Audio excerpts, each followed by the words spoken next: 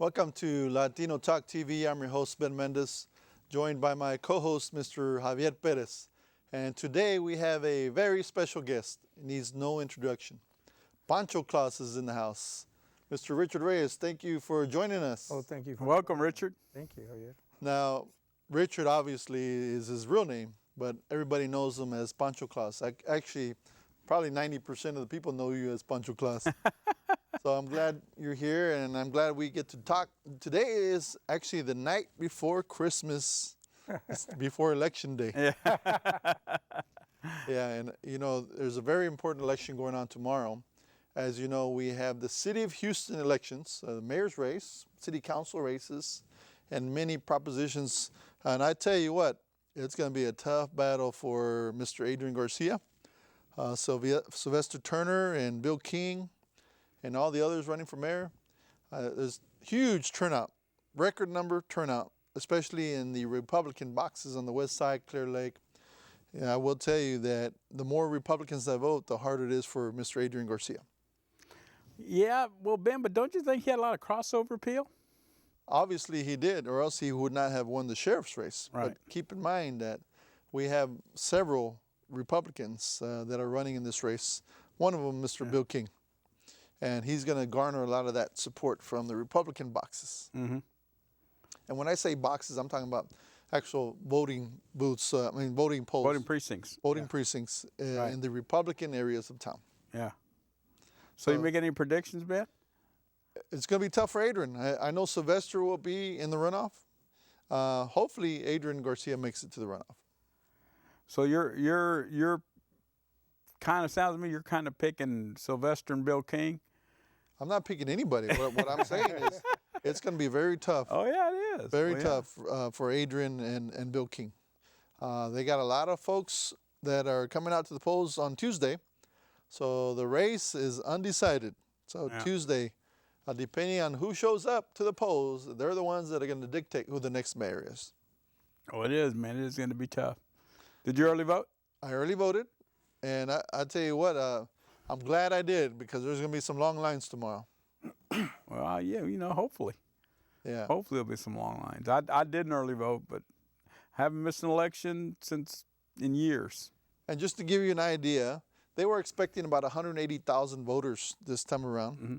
Well, I can tell you that we're going to surpass that.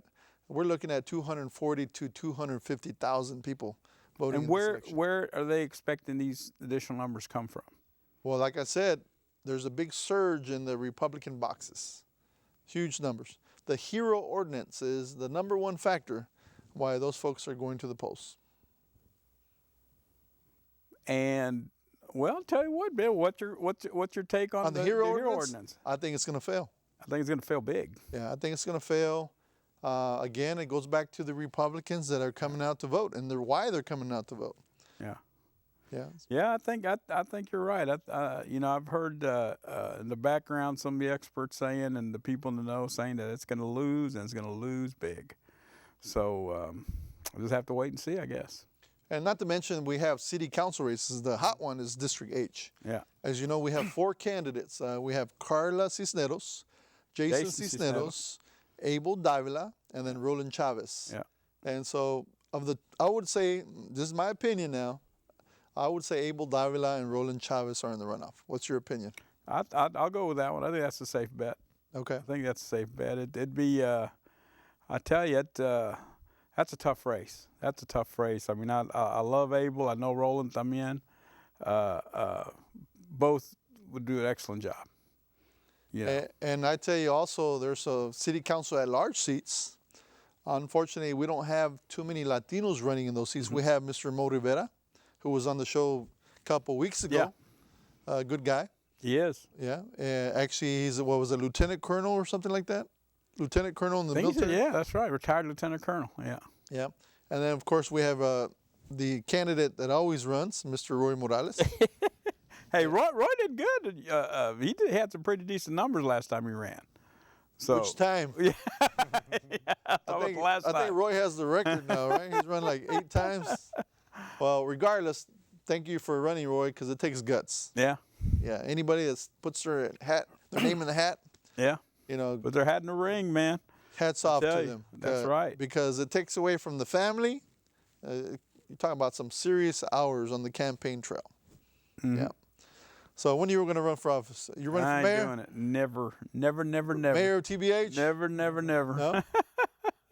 So let's talk about the presidential race. As you know, we had Rubio, who, according to some experts, did very, very well in the last presidential debate. He turned some heads, that's for sure. Yeah, yeah. He turned some heads. I think Bush was put in his place by the senator. So it'd be interesting to see what happens. Let's see if Mr. Bush stays in the presidential race. So now let's talk to our famous hostess of the mostest of the Pancho Claus show here. We have Mr. Richard Reyes. And Richard, now we're going to take a walk back in time here. We're going to talk to Richard about how he got started, where he got started, and why he got started. So let's start from the very beginning. Where are you from? First, let me thank you for not including me in your political discussion. As a person who represents many nonprofits, we can't get in trouble. I understand. I appreciate that. So tell us about your beginnings, if you will. Literally the beginnings, I was born in Oakton, Texas, home of Jimmy Dean, you know, the guy from Jimmy Dean's Sausage.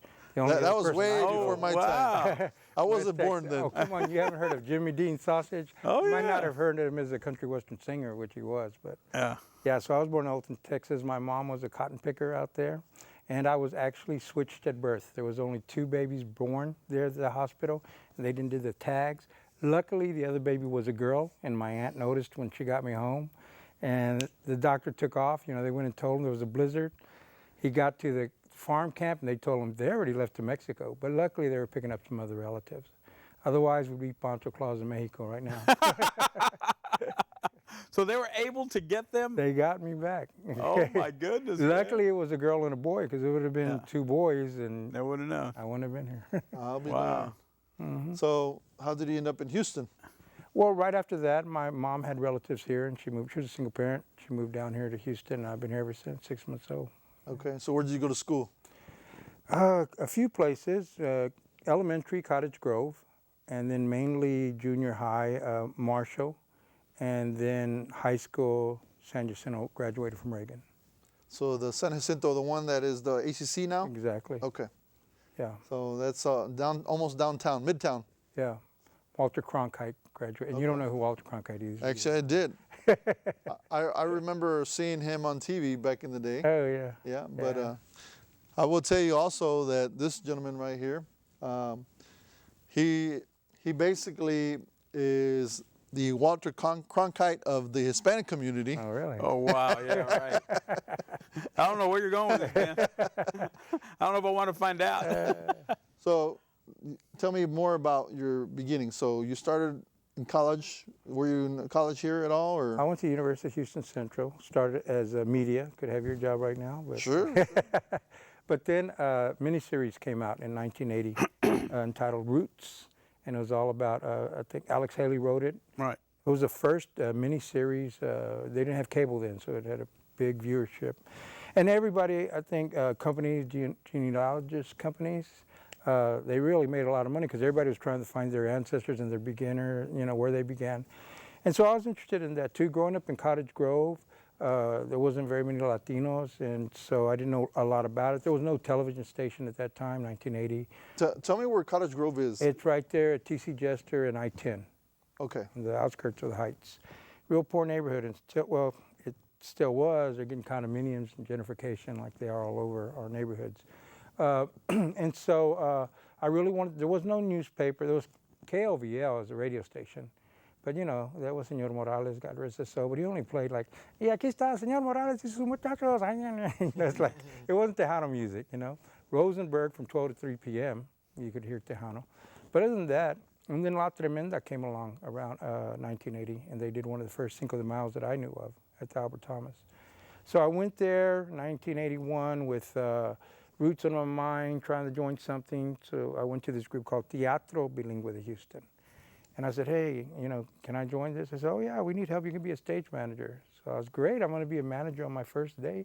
But I didn't know that meant sweeping the stage and cleaning the props and giving the lines. It was a lot of fun. And that's how I stepped into there. And were you a dancer back then? You know, the booth right before that was Zapata Valley Folklorico, and I asked him to join. They're like, oh, we already have too many people. Otherwise, I would not have been in TBH. So Wow. So just by coincidence. just by coincidence, got in there. I will tell you that Mr. Javier is the director over there at TBH, Talento Bilingüe de Houston. And so we have, I guess, the new version of TBH and the older version coming back to the new version. Right. So when you were involved with it, where was it located at then? It was about 4 or 5 years old when I was involved, and it started at Casa de Amigos, as you know, but in the 1981s, they were at Ripley House under Mr. Fraga. Okay. Yeah. So, And how long was it there? We were there 81 to probably, we got the building going around 1996, 97, I think the building opened. So we were there a good 15 years. it's amazing how time flies. Well, I tell you. Yeah, and you've had all kinds of people walk through there. All kinds of people. We had like Carol Alvarado was in Pancho Claus as an actress, a little girl, you know, in a lot of our plays. Abel Davila running for, if people don't know, Carol Alvarado is our state representative. And Abel Davila was one of the first little boys in the play Pancho Claus. Traveled with us to New York and Washington, D.C., and we would tour. He was about 12, 13, up to about 18. And he's running for city council, and I think he's past president of Houston Community College. Rodney Alejandro, who's won Grammys and Emmys, and, you know, just a lot of different people like that. So you've had some dancers that have made it big as well. Some people that have gone to New York and I don't know where else. You tell me. Yeah, like Gomez. I'm old, I can't remember her first name, but yeah, she was over there with the Alvin Ailey dancers, and so. But we're most proud of the kids who you know, our whole program was about life skills and education through the arts. Some kids you get through them to do that through sports. Some kids through academics. But there are some kids who like the arts, you know, and we got their attention that way. And so the most important thing I got out of it, as far as seeing my kids grow up, was that they're good community members, that they know how to treat their wives or their husband. They know the importance of education for their children. They volunteer in the community. Those are the kids I'm most proud of, you know. And That's great. They're old now. I mean, I stay young, but they're old now. So you have the same group over and over again every year with your dancers? No. Not the Obviously, same group. It's so funny because I'll be working with some kids. I have a youth group, mentorship group right now. And if they've been with me 3 or 4 years, when a new person comes in, they're like, he's not part of the original group. Because they've been there since 2012, you know. I was like, man, you have to go back to 1981 for the original group. So they all have a pride of it, though. So that's what's neat about it. They have a pride of it. Yeah, I remember a play that you did at U of H, and I can't remember the name of it, but they were all dressed as gangsters, and I guess they were frozen in time or something. Do you remember which play that was? It was probably called Somewhere to Be. It was, we did a play about gangs back in the time when about 1990. I want to say 91. Gangs were really bad, and you know they were killing those girls over there off the bayou and all this kind of stuff. And Hartman and Pena, Miss Hartman and Pena, I remember that. yes, exactly. Yeah. So we did a play about gangs at that time. Well, I was a student at U of H at that time, and I remember going to the play, and honestly, I had not seen anybody do something like this in our community. Mm-hmm. So it was great to see that Hispanics were on stage. Honestly, they were actually performing at U of H. U of H was a big deal for me, right? And so it was great to see your group doing something like that. Well, that was the happiness, I guess, of doing Pancho Claus in 1981, because I'd go to schools. People had no idea who I was. I'd just say on the phone, hey, you know, I'm Pancho Claus. We're doing a Latino Christmas. They said, all right. I said, we just want to do 6 minutes so you can see it and we can invite them. So I'd get there. Then I'd show up with this red suit and lokes and a hat, and they'd be like, the principal would be like, hold on, let's talk about this. And, you know, teachers would be looking at me like, who is this? You know, because there was not too many Latino teachers then. But the kids, oh my God, they were used to the symphony and the opera coming by, which is great. But then they didn't have ballet folklóricos in the schools, mariachis in the schools, or visiting the schools. So I was the first one coming in with The Night Before Christmas with lines like, Amaya Paya están en la cama, Mama Paya está en la cama, Mama Paya está en la cama. mom in her nightgown, tú sabes, Dad, don't wear pajamas. They would get a kick out of that, you know, and what to my wondering eyes should appear but 8 lowrider cars all jacked down in the rear. So they were getting something they were in touch with, you know, in the yard. So it was a real happy experience. So how did Pancho Claus actually come across, Well, or come about, Richard? I joined in the spring of 1981, and then toward the winter, or right before, like maybe November, I was looking at their schedule, and I saw they had a play there called Pancho Claus, and I asked them, what is this play about? They said, well, we haven't written it yet, but the idea is that Ripley House has too many Christmas parties, so we've got to take it on the road, like the parks and libraries, and something that appeals to youth. And I said, what are you thinking of? He says, well, we're thinking of a Pancho Claus, like a Mexican in a sombrero with a serape and a burro, you know, a donkey. And I was thinking, luckily Edward Olmos had just come out with Zoot Suit. And I was going to these lowrider car shows and seeing these. And what year was this? 1981. This is your first year you thought about this, huh? Yeah, You yeah. came up with this. Yeah, yeah. Wow. And so they knew I was taking writing and media at U of H, so they said, go ahead, try to write it. And so I wrote the poem first. And I told it to my sister first. She was about 18. You know, and I was like, it was the night before Christmas and all through the casa, and I was all happy. And then she goes, that is the stupidest thing I ever heard. But that's the way family is, you know, it makes you try harder. So, You gotta rewrite it?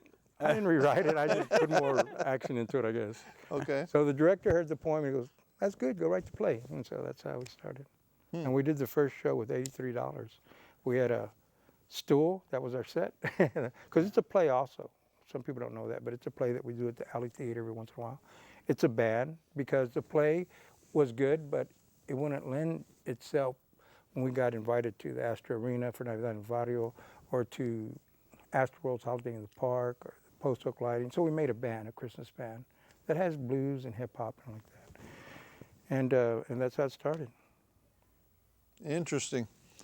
It's amazing. I tell you, A lot of history. I you know, for the longest time, remember Pancho Claus, but I'd never know how it actually came about. Well, that's how the entertainment part came about.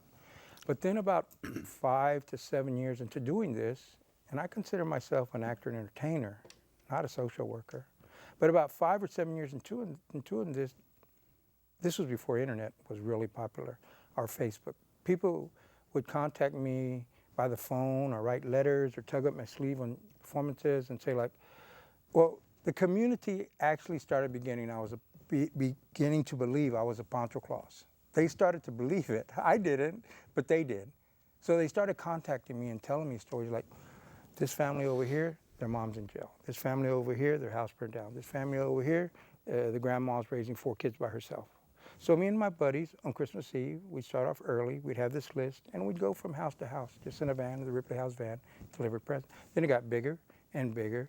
So now, for the past 5 years, we've been doing this at Mecca, where we do hundreds of kids. We do a party for them, they get 7 presents each, they get food, they get a show, and it's turned into parades and appearances, and just a lot of Navidad en Barrio, Sheila Jackson Lee's party, when Councilman Terreno used to have the senior citizen party. So that's become the bigger part of it now in the show, you know, the helping kids at Christmas. And there's just nothing like that, you know. I tell you, Richard, that's such a great story. So it came out to try to fill a need. Right. And I'm already thinking of some new lines, man. You know, it was the night before Christmas and all through the casa. Something had to rhyme with masa or something. So I don't know. Something about the I masa. say pasa, but he's going to say masa. He's taking tamaleras. He's taking tamaleras and So, Richard, tortillas. now, so the play, you said you actually had a play. What was that about? The play was about, it starts off in a school auditorium, and you're in a school auditorium doing the play anyway, and this character comes out, the principal comes out, and she's a funny principal character, and introduces Mr. Pancho Claus, and he does the Night Before Christmas poem. And so that's his job in the community. And so then he meets up with this, it's a 4-character, well, we've added some dancers to it now, but it started off as a 4-character play, and it's mainly a play about respecting your elders, not judging a book by its cover, the meaning of Christmas, family, warmth and love around you, with a lot of slapstick humor. So. No, you can't be in it. And no, I'm just asking. You just piqued my interest. And how long does it last? Plays about an hour. Wow. Like I said, we've done it at Alley Theater in different places. So you're going to bring it to TBH? I hope so. I mean, I think it's a good play. I mean, well, you know, we tried before to do it at TBH, and we've done it at the Alley where they actually bring students. And it's so funny. At TBH, we would have a hard time getting schools to come there. Yeah. But at the Alley, they came like that. They'll take our kids to see the Nutcracker or Christmas Carol or whatever one of the big theaters is doing, like Stages is doing, which is great. But they wouldn't support our own people, our own Latina principals or Latino principals. It was very hard. It was like pulling teeth. Now, we can come to them, but you don't hit as many kids going to one school at a time rather than bringing schools to you and you have the same set. You can do 2 or 3 shows a day. So we're going to try it again, hopefully with Javier's help. Not this year, but next year. Hey, let's do this year, Richard. Next month. We Yeah. got plenty of time. We have plenty of time. We'll have Sonia Rivera help you. You need any females? Sonia Rivera we need a is grandma. ready. We got a grandma. You got a grandma? Port. Sonia? Well, we got a spot for you, More Sonia. the quinceañera part. It's about a little girl having her quinceañera. Oh, no. She's too old for that. She's too old for that. Lots of makeup. She needs to play grandma, maybe grandma up. So Well, you Sonia's know, gonna kill me. Carol Alvarado played the grandma when she was like 25, so it can't be done. Well, that fits. That fits. So you can be grandpa. Now, better yet, you can be Santa Claus. I got my Santa. Well, no, I don't want to say that out loud. Let's just say I know Santa Claus. Oh, yeah. And we wear the same size. Very good. Yeah, so let's get back to, you were at Mecca with this program, but one thing that I noticed is that you're always with Fiesta Cab. Okay? You're always with Fiesta Cab. Fiesta Cab is one of your biggest sponsors, obviously. Yes. Yeah. And also the railroad, Union Pacific. Union Pacific, is a big supporter And our of yours. third big one is Mambo Seafood. Mambo Seafood. They help us a lot. Yeah. That's where we store all our toys, for instance. Okay. And they Yeah. give us gift certificates to give the community through the whole year and just whatever we need, you know. Yeah, and it's great to see them step up to the plate Yes. and do something for our community. Thank you all for supporting Pancho Claus. Absolutely. And not only do they support them like a one-time deal, I mean, they support them throughout the year. Yeah. I see you with a Fiesta Cab. I'm assuming it's part of who you are, right? It's a promotional vehicle. Okay. Part of my deal with them is I'm always in one of their promotional vehicles, be it the lowrider or the classic Cadillac they have or the Navigator I'm driving today, just whatever. But they just want me out there in the community. That's their main, you know. Isn't that funny? They give them a car, You know what? Navigator, a little lowrider here, I tell you, a Rich, van here. Somebody's got to do it. So Rich does some great work out there. I remember, and Rich, I don't know if you remember this, but I remember probably right after I started with TBH. I've been there about 3 years now. We were at a Walmart, and my son, who was probably about 11, 12 maybe at the time, he goes, we're in the, I remember we're in the shampoo aisle at Walmart, and he goes, Dad, there's Pancho Claus. And I look, I said, hey, Richard, how you doing, man? Well, you see, But man, he's only 11. He was only 11, 12 years old at the time, and he already knew who Pancho Claus was, man. I thought that was great. I thought that's a testament, Richard, to the lives that you've touched. well, it man. works the other way around, too, as Yeah. I've told Ben. I don't hardly go to clubs anymore. I'll go to a club once a year, and some beautiful woman will start talking to me, and I get all chiflado, silly, and then she'll bust out. I don't know what you're talking about, Richard. Then I never she'll hit you bust out flat. with, you know, when I was in elementary school, you came to my school. And I'm like, okay, let me just get my walker and leave. Or the other thing that happens is, I've been doing this now, I don't know what it is, 36 years.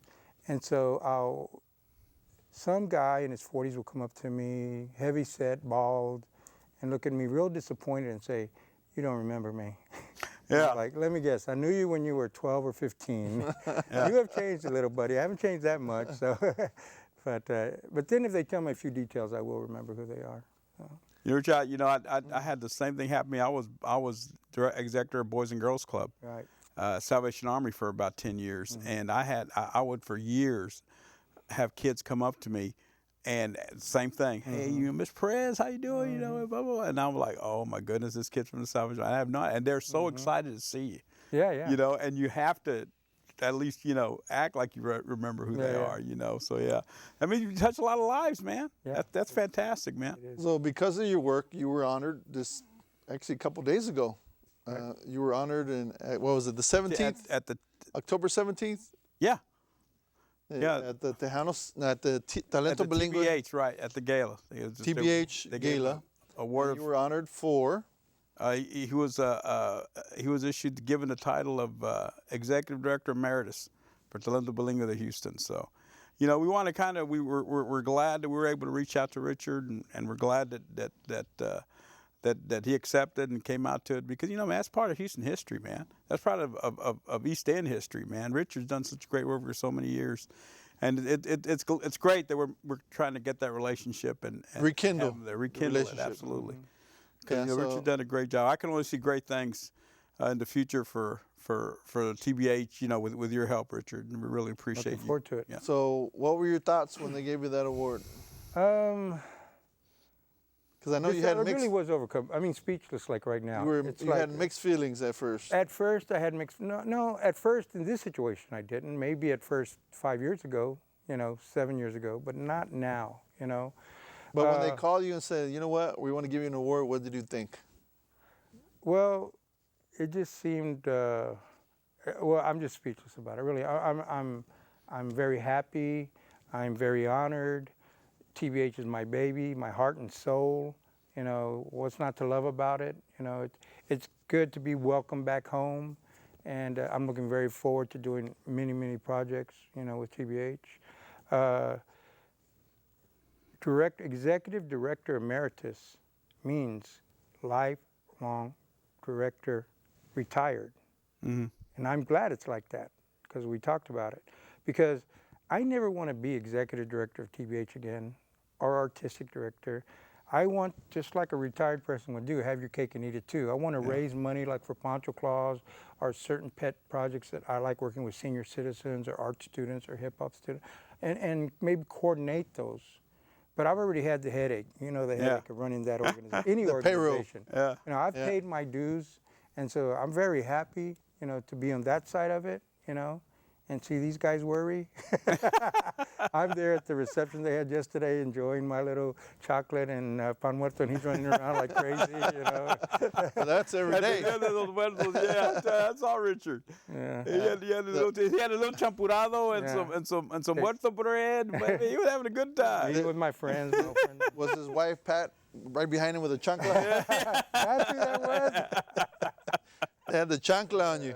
But, you know, it was great to see Richard there, man. You know, that for whatever the reason was, you know, a long time ago, but we're glad we got Richard. And I there get now. free tickets for life. Hey, So I'll be there all the time. let's talk about something, maybe you already have thought about this, but perhaps there's an opportunity for TBH to bring everybody that was in your group from the very beginning and honor them at TBH. Honor everybody at Well, the the same peop- time. well, Talking I'm about talking- 35 years. I'm talking about the people that they were from the very beginning. Yeah. It's still a lot of people. I try to honor as many people as I can during my Christmas in July event and different events. And it's a great idea. I don't know about all at once. I'd love to see all of them at once, you know, and I want to have, with Javier's permission, one of our volunteer get-togethers, like a party, where they come and we have some entertainment, and they decorate the gift boxes and help us find places to put these toy boxes. I mean, these toy collection boxes.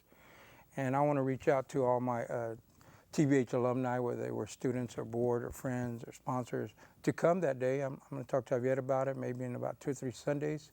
And I know many of them are glad to see me back, and would like some kind of event to come back and, you know, find A reception. I love the idea. And We could do that, Richard. We can and make that invite happen, everybody and let the We can community make know. that happen. Absolutely. Yeah, for all those people that don't already know. Yeah. Yeah. Well, I appreciate your time. Unfortunately, we've run out of time. You know how it is with TV. But any last words? Well, you know what, folks? Let's please, you know, we'll check our website, and we're going to keep you abreast of what's going on with Richard, with Poncho Claus there at TBH, and we'll give more information out and see if we can make some of these things happen. And we're really looking forward to it. Really All looking right. Well, I forward to it. appreciate your Thanks, Terry. time, and we'll be seeing you. Thanks so shortly, much, I'm Richard. sure. Buddy. Appreciate you, Yeah, brother. don't make them get up. Don't make them get up. So we're gonna take a quick break. You don't know any short jokes? We'll be back in 2 minutes.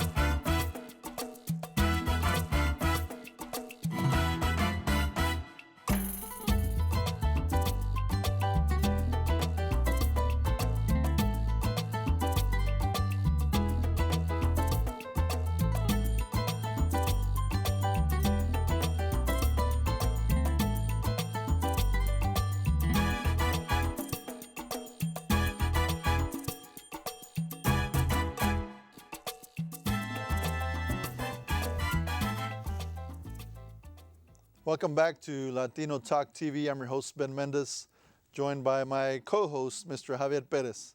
And now we have Ms. Sonia Rivera. She is the chair for the National Hispanic Professional Organization, NHPO.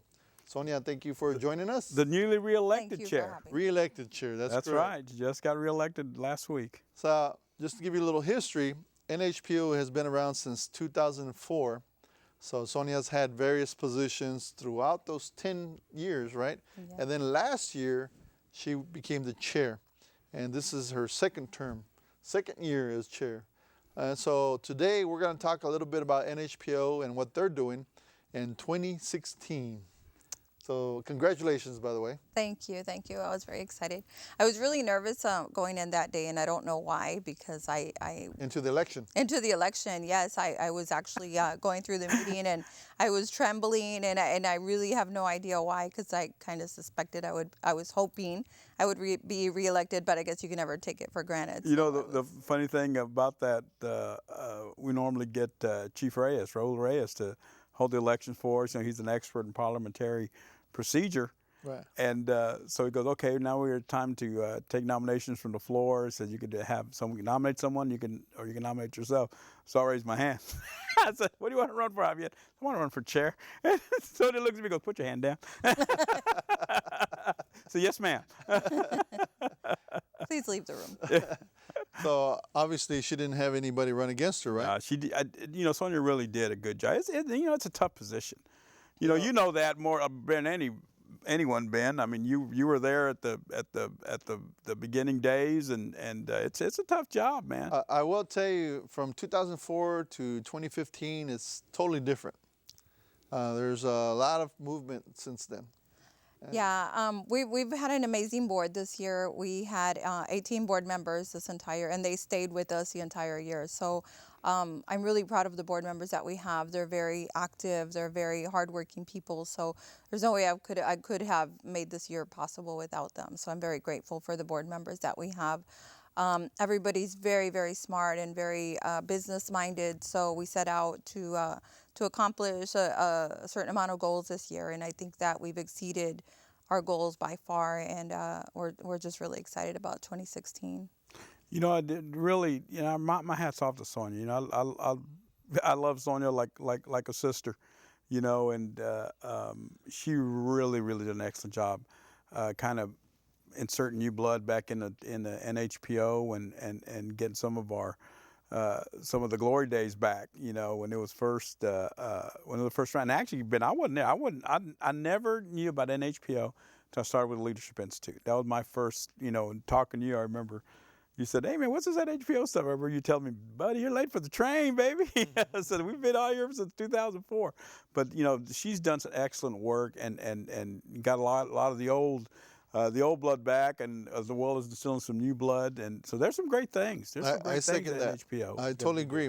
One thing that I would like to see, and I haven't seen it yet, maybe you can correct me if I'm wrong, but back in the day, we used to have different people host the meetings at their homes. And what it did was it brought families together, because not only did the board members get to know each other, but the families of the board members got to know each other. So I don't know if that's even possible nowadays. Well, the board is so large. We actually brought on, I think, 6 more board members. So we're looking to have a board of about 24, 25 people. But you're more than welcome to be our first host if you'd like to. Yeah, man. Yeah. Open your mouth, baby. I open my mouth and see where it takes me. It's usually you doing that to other people. But unfortunately, I'm not a board member. You've learned very well. You've learned very well. Unfortunately, I'm not a board member. You threw it right back at him. That's great. Darn. That's great. You can be our first community host, founder host. No, I think it's definitely something that we've discussed. It's just a matter of finding a centrally located board member. The board members are from all over Houston, so we represent pretty much every corner of Houston. And as you know, living in the downtown area doesn't allow for a lot of space. So anybody that's centrally located cannot accommodate such a large group yet. But of course, when you buy that penthouse downtown, we can have it. We can rent it out for you. The Hyatt, we'll call it Hyatt. Get that taken care of. Mendez Hyatt. Yeah. So let's talk a little bit about what you've done in 2015 and what you're going to do in 2016. So of your 1 year as chair, what are some of your biggest accomplishments? I'm going to have to say that January, it started out with a bang. January, we had almost 600 members in attendance. It was such a pleasure to see old members come back to the table.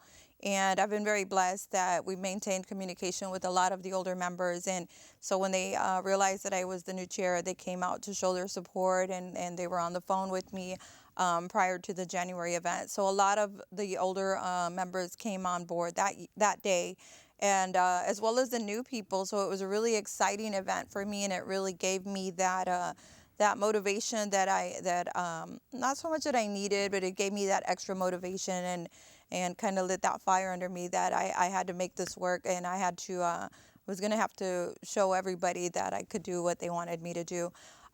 So actually, I immediately that evening of the January event, I started. People were talking about what a great event it was, so I just started making phone calls and actually asking them on the spot if they would meet up for lunch sometime with me in the next couple of weeks so we could discuss what they wanted to see. And we hit the ground running based on those meetings. So we really spent about 2 or 3 weeks meeting. Well, I had free lunch for about 3 weeks. That was my ulterior This is motive. one of the perks, right? Yeah. No, I'm just kidding. I think she gained about 10 pounds that month. So Yeah, my freshman 15. No, but we hit the ground running based on that information, and we just really pulled the board members together and started addressing what the desires were from the membership, and set forth to accomplish those goals. Okay, so what were some of the other accomplishments? We had a great gala, I guess, because it's fairly new in my mind. We had a very successful gala. We filled a room. We had all 300 seats filled, and it was filled with dignitaries, such as the consulate from Venezuela was there, which was amazing that he came on board. By the way, real quick, the gala was at the Hyatt Regency, Yes. and first class. First class. I've heard rumors that the consulate actually wants to attend the Leadership Institute. Good. So that would be really cool. He was so taken aback by the success of an HPO and the quality of the people that we had in the room that I've heard he's interested in doing that. So we're excited about reaching back out to him. I don't know. We have to go through a screening process. that's right. We don't know we want him. I mean, I don't know. We had standards. But we brought back to the table MABA, the Mexican American Bar Association. Adrian Garcia was obviously our keynote speaker, and he always draws a crowd. So we had really great people in the room, people that are running for office as well as elected officials, and of course you were there. I'll tell you what, I was impressed with the number of candidates there, not to mention elected officials. I'm just guessing there was at least 20, 25 in the front row right there, and it was very impressive. Yeah, I ran out of spots at my table. We had to open up another table. And speaking of the gala, also we did give away some awards to some folks that really deserved them. Mr. Javier got an award with his wife, and I can't remember the name of the award. Which award? It was just an appreciation award. Award for all your work, Yeah. for everything you've done for NHPO and the Leadership Institute. I tell you, it's really been a labor of love. Ben, when I first got involved, like I said, it was 2009 for the second class, fall semester class, the spring semester y'all had just done. And all this time, I thought it was because of the big bucks. That's why you stuck. Oh around. yeah, right. And we're paying like you. ozone. But anyway, you know what, Ben, and for years I've been very community service oriented, and I saw this as a way to kind of give back and maybe affect the change that the Latino community needed. So it was a labor of love for me, and I appreciate Ben, when you asked myself and Pat to Actually, I asked your wife. And then But she you brought me tagged along. She brought me along. But it's been such a positive experience for me and Pat, and even my kids. They really noticed the work, and They've grown up in Yeah. NHPO. yeah, Same absolutely thing with right. your daughter. Yeah, absolutely. She was 5 years old or 6 years old, and used to color pictures under the boardroom table. And then when the meeting was over, pass it out to all the board members. So Yeah, I remember those days when we used to bring our kids, because I had two little ones that grew up in NHPO, Yeah. and we would have to keep them quiet while we had meetings, or put them in another room and have them do their thing. with promises of ice cream and candy afterwards. Exactly. Oh, I tell you, and Sochi, Sonia's daughter, she's such a beautiful young lady. And I tell Sonia, I said, this young lady, she's almost a spitting image of Jessica Alba at that age. She is such a attractive young lady. I mean, and such a level-headed young lady too. She's going to do some great Yeah, things. she's mature for her Very age. mature for Yeah. her age. Yeah. Yeah. And hopefully she doesn't fall in love right when she goes to college. Nah, she ain't gonna do that. She ain't gonna do that. I attribute, I think, her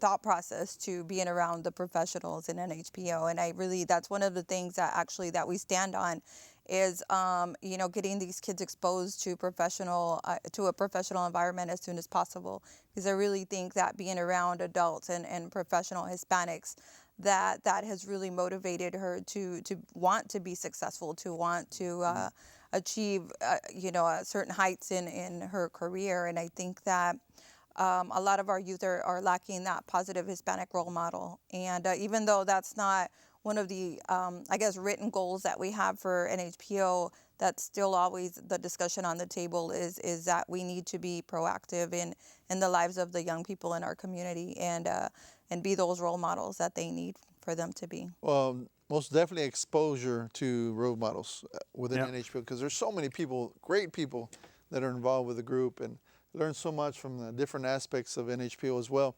Because we have all kinds of seminars that she puts on, actually.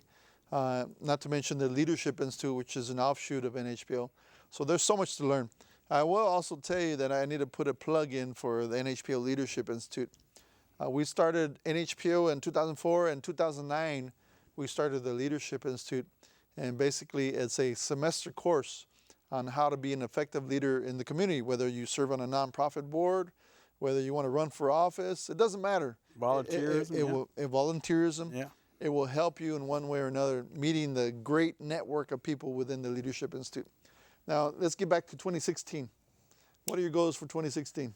Well, we're going to continue accomplish it. We're going to continue working on the things that we started this year. So we started a few things that obviously are taking some time, but one of the things that we did start was MOUs. So with various organizations, as opposed to handshake and a smile, we've actually put it in writing what we want to see from an organization and what we can give an organization. So partnerships between two groups. Absolutely. And we have developed a lot of really strong partnerships this year. So we are working on continuing those partnerships and growing those partnerships. And it's really evolving into a very, very positive and fruitful the partnerships are becoming very fruitful for both organizations, us as well as the other organizations, and which is what we want. We want that reciprocity. We don't want to just be taking from others and not being able to provide them something in return. So just laying it out on paper, developing our infrastructure, which is what we've not developing, strengthening our infrastructure and putting it down on paper and developing policies and just really continuing to develop that infrastructure and develop the partnerships. We're actually launching 3 new chapters before the end of December. So we have Austin opening up, the Woodlands, and San Antonio before the end of this year. That's awesome. And just so you know, NHPO was a national organization. I know we have a few chapters still out there. McAllen is one of them. Yes. Or it's called the Rio Grande Valley, RGV. But I will tell you that I'm glad to see the growth of NHPO. Long overdue. Long time. It should have happened. But hey, it is what it is, right? We'll take it now. I tell you, Ben, and one thing you want to get on the fighting side of me, call NHPO a party organization. You know, I think that is such, you know, maybe I guess one time years ago, and you got to do that to attract people. But NHPO is doing such great work now, and you know, and even the graduates of the Leadership Institute, which all 3 of us are graduates of the NHPO Leadership Institute. And by the way, Sonia graduated with 2 classes. With 2 classes. You know what? She started with one and ended up with another.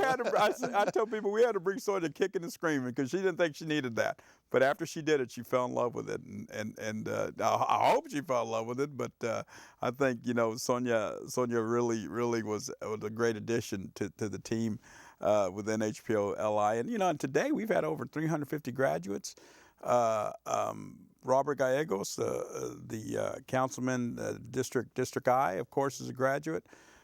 We have several of our LI graduates that are running for political office. You know, Abel Davila, Diana Davila, Bernie Aldape just graduated from class 13. He's threw his hat in the ring for District 148.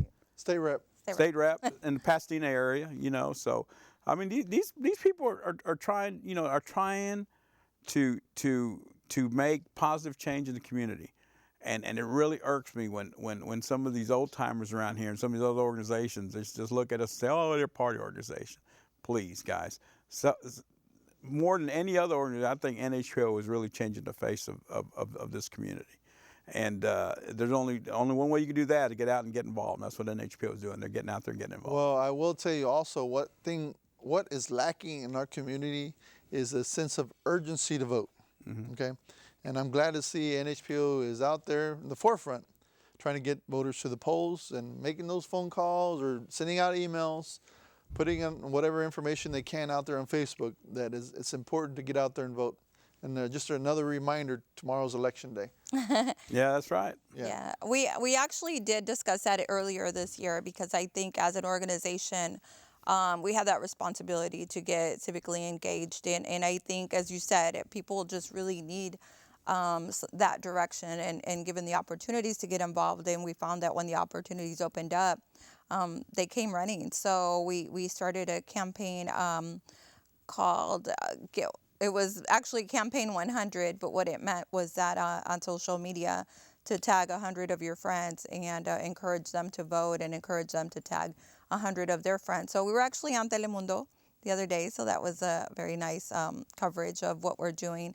But it's just a small piece of what we intend to do in the coming years. Obviously, next year we have the national election, so we want to continue the momentum and continue talking to the community about getting their vote out.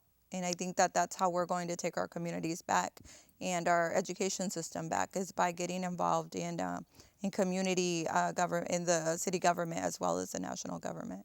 One thing that I would like to see is us to do more forums. Like a couple years ago, we used to do immigration forums or whatever forum, whatever issue was hot at the time, and we would have NHPO host some of the speakers to come and talk about the issue on both sides of the issue. Like the HERO ordinance would have been perfect to talk about in a forum for NHPO. So I can imagine we would have had a good crowd. Oh, yeah. For both sides. Sure. Because it's a hot issue. It's not too late to do it for the mayor's race because there's going to be a runoff. Something to think about. Sure. Yeah. Have a forum between whoever's in the runoff, and there's other city council races as well. So District H comes to mind. Yep. Have a forum for that. And have a breakfast or something, anything. Absolutely. That's Let something people know. we could definitely work on. Yeah. We just get NHPO to pay for it. We're going to have Javier host it. Yeah. And Pat and Javier Moderate. can cook. Enrique can cook as well. Our producer. So we'll be all right. Yeah, we'll definitely bring that to the table and open up the discussion. One of the things that we are getting involved in is education. We are gathering the troops and setting up some committees so we can address our public education system. So, HISD or well, UH we'll or start what? with HISD, definitely, since there is we are on the lookout for a new superintendent. We're going to start there and see what we can bring to the table and open that discussion. Javier's looking for a job. I got my job. I know his work habits. If only we could get Javier up in the morning. He doesn't get to work till like 10 o'clock. Yeah, but I'm there till like midnight, so that's okay. So let's get back to NHPO and the future of NHPO. So you said there's going to be San Antonio, Austin, and the Woodlands. Okay. Yes. So when are the projected time frame, if you will, for the Woodlands? The Woodlands is, I don't have an exact date. We're actually meeting with them this week so we can determine what the date is going to be, but it will be in December. Okay. So all three of them will be in December. So we're going to do a lot of traveling in December. You know that's the worst time to do. Yeah, I do. But our goal was to open up these chapters before the end of the year. So each of the chapter leaderships believe that they can get it done. So we're going to be there to support them and publicize the events and get people there. So, Well, there's going to be plenty of Christmas parties. You're going to have a lot of competition. So we have 4 minutes left, and I don't want to lose track of time here. I think it's so important that we reiterate the elections. As you know, we have an election tomorrow, and the polls are actually open from 7 a.m. to 7 p.m. We have a heated mayor's race. We have Sylvester Turner, Bill King, Adrian Garcia, not to mention all the other candidates. So it's really up to the voters that come out on election day to decide who the next mayor is. Your opinion on that? It's Ben, we've been talking about this for weeks, man. It's gonna be a tough road to hoe, especially for Adrian. He got some work cut out for him. I mean, if he gets a big turnout. There's been a big turnout from the Republican boxes, like we were talking about earlier. So, they're probably they're probably supporting their candidate, which I probably would think would be Bill King.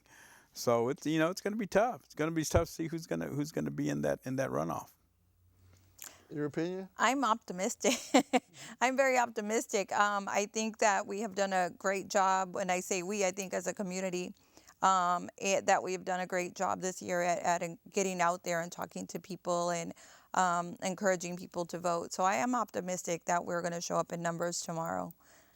And just so you're aware, according to the stats here, we have a 12.5% Hispanic turnout for early vote thus far, which is better than what it has been in the past. Yeah. We're looking at 9 to 10% in the past. So there has been an increase, but there's also been an increase in other communities. Yeah. Okay. So the African American community, for instance, is about 30%, which is a big number. Yeah. Wow. That's not usually the case. Yeah. 30%. And so you're looking at what used to be 25% for the African American community, big jump to 30%. Hispanic community 9 to 12.5%, small jump. So we have a lot of work to do in our community as far as getting people to the polls. But you got to start somewhere, right? Yeah. And Yeah. hopefully with the new mayor, hopefully Adrian Garcia, being biased here, hopefully Adrian Garcia will make it to the runoff with Sylvester Turner. And runoff is a new ball game. I don't care what happens. That's right. In the general election, runoff is a totally different deal. Yeah. You can ask anybody that has lost when they were ahead in the general election, but they lost in the runoff. And they'll right. tell you firsthand that it's a different ball game. That's right. Absolutely. And another fact, in this election, over $10 million has been spent on the mayor's race for this general election. $10 million.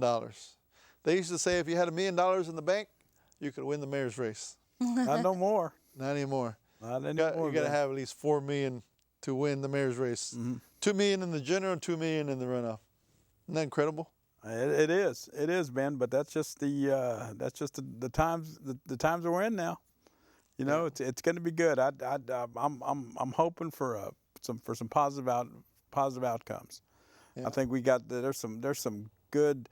There's great candidates, but I think this election we got some great Latino candidates, and I would love to see several of them elected. You know, it'd be great to see that. Thank you for joining us, Sonia. We run out of time. Thank you for I'm sure having me. we'll see you again. We'll see you next week. We're live TV every Monday, I should say, 6 to 7 p.m. So we'll see you next week.